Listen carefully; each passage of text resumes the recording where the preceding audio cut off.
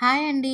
ఈరోజు cabbage Manchuria చూపిస్తాను. Cabbage సన్నగా కట్ చేసుకొని, రుచికి సరిపడా సాల్టు, కారం వేసుకొని, ఒక స్పూన్ జీలకర్ర, అల్లం వెల్లుల్లి పేస్ట్, ధనియాల పౌడర్, గరం మసాలా అన్నీ ఒక టీ స్పూన్ వేసుకోవాలి. 2 టేబుల్ స్పూన్లు బియ్య పిండి, 2 టేబుల్ స్పూన్ కార్న్ ఫ్లోర్ వేసి గట్టిగా పిండుతూ కలపాలి. అసలు వాటర్ వేయకూడదు. చిన్న చిన్న బాల్స్ వేసుకొని ఫ్రై చేసుకోవాలి. ఒకవేళ బాల్ షేప్ సరిగ్గా రాకుండా ఉంటే శనగపిండి ఒక టేబుల్ స్పూన్ వేసుకుంటే ఈజీగా బాల్ షేప్ వస్తుంది. ఇప్పుడు వీటిని ఫ్రై చేసుకొని పక్కన పెట్టుకుందాం.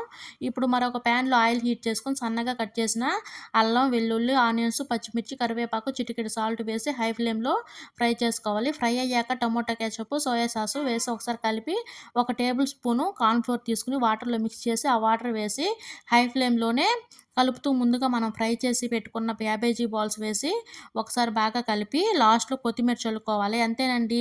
ఎంతో టేస్టీగా ఉండే క్యాబేజీ మంచూరియా రెడీ అవుతుంది. మీకు గాని ఈ వీడియో గాని నచ్చితే ప్లీజ్ లైక్ చేయండి, షేర్ చేయండి, సబ్స్క్రైబ్ చేసుకొని సపోర్ట్ చేయండి. Thank you.